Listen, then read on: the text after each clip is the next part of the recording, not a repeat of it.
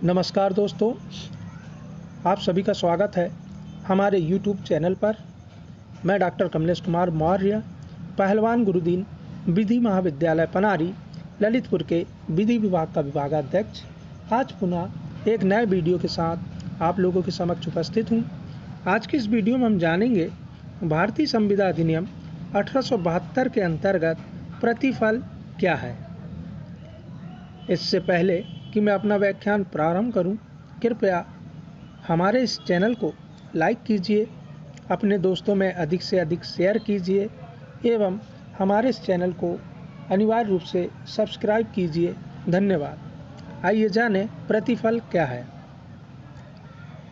प्रतिफल की परिभाषा भारतीय संविदा अधिनियम 1872 की धारा 2 में दी गई है, जिसके अनुसार जबकि वचनदाता की वांछा पर वचन ग्रहीता या कोई अन्य व्यक्ति कुछ कर चुका है या करने से विरत रहा है या करता है या करने से प्रवृत्त रहता है या करने से प्रवृत्त रहने का वचन देता है, तब ऐसा कार्य या प्रवृत्ति या वचन उस वचन के लिए प्रतिफल कहलाता है। भारतीय संविदा अधिनियम 1872 की धारा 25 के अनुसार प्रतिफल के बिना करार शून्य है, सिवाय जबकि वह लिखित अथवा रजिस्ट्रीकृत हो या की गई हो, किसी बात के लिए प्रतिकर देने का वचन हो या परिसीमा विधि द्वारा वर्जित किसी ऋण के संदाय का वचन हो।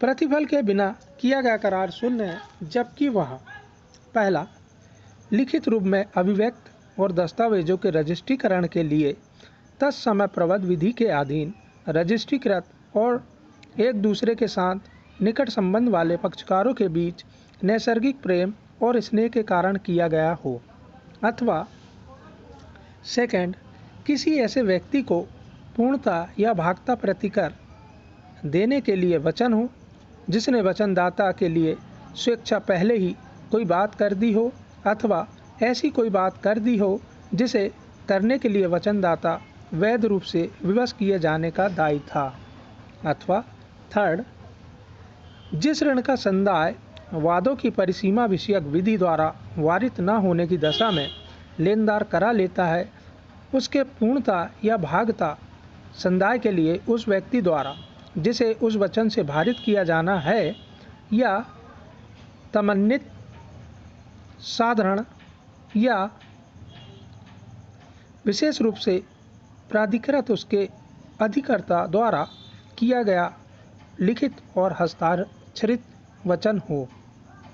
इनमें से किसी भी दशा में ऐसा करार संविदा है। आइए इससे संबंधित कुछ स्पष्टीकरण देखें। स्पष्टीकरण 1, इस धारा की कोई भी बात वस्तुतः दिए गए किसी दान की विधि मान्यता पर, जहाँ तक कि दाता और अदाता के बीच का संबंध है, प्रभाव नहीं डालेगी।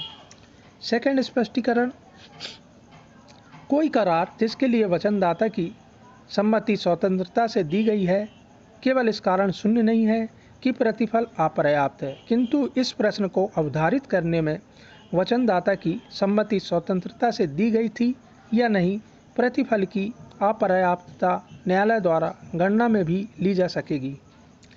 इससे संबंधित कुछ महत्वपूर्ण उदाहरण देखें। पहला, बी को किसी प्रतिफल के बिना 1000 रुपये देने का ए वचन देता है, यह करार शून्य है। नेक्स्ट उदाहरण, ए नैसर्गिक प्रेम और स्नेह से अपने पुत्र बी को 1000 रुपये देने का वचन देता है। बी के प्रति अपने वचन को ए लेखबद्ध करता है और उसे रजिस्ट्रीकृत करता है, यह संविदा है। नेक्स्ट उदाहरण, बी की थैली ए पड़ी पाता है और उसे उसको दे देता है। ए को बी 50 रुपये देने का वचन देता है, यह संविदा है। नेक्स्ट उदाहरण, बी के शिशु पुत्र का पालन ए करता है, वैसा करने में हुए ए के व्ययों के समुदायों का बी वचन देता है, यह संविदा है।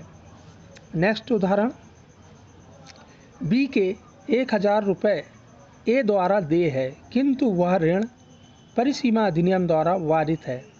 ए उस ऋण के मध्य बी को 500 रुपये देने का लिखित वचन हस्ताक्षरित करता है, यह संविदा है।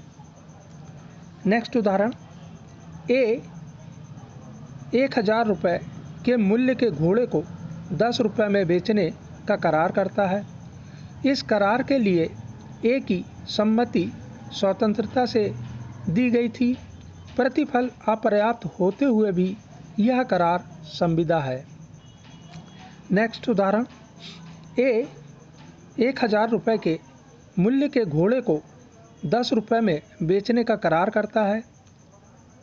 ए इससे इनकार करता है कि इस करार के लिए उसकी स्वतंत्र सम्मति या स्वतंत्र सहमति से दी गई थी। प्रतिफल की अपर्याप्तता ऐसे तथ्य है जिसे न्यायालय को यह विचार करने में गणना में लेना चाहिए कि ए की सम्मति स्वतंत्रता से दी गई थी या नहीं। आई होप यह वीडियो आपको पसंद आया होगा। धन्यवाद।